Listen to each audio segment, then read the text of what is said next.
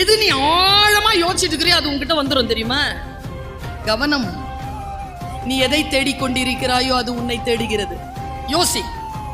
எத்தனை பேருக்கு இங்க கார் ஓட்டணும்னு ஆசை? ஒருத்தர் 2 கையையும் தூக்குறான், அவ்வளவு ஆசை அவனுக்கு. கார் ஓட்டணும்னு ஆசை இல்ல, கிடைச்சிருது தெரியுமா? ஆனா எங்க பிரச்சனைனா யார் கார அப்படின்னு யோசிக்கிறது இல்ல. நிறைய பேர் டிரைவர் ஆயிடுறோம். அதே கார், அதே தனிமை, அதே 80-90 வேகம், எல்லாம் அதேதான். பிரபஞ்சம் நம்ம கேட்டோமா கொடுத்துருச்சு.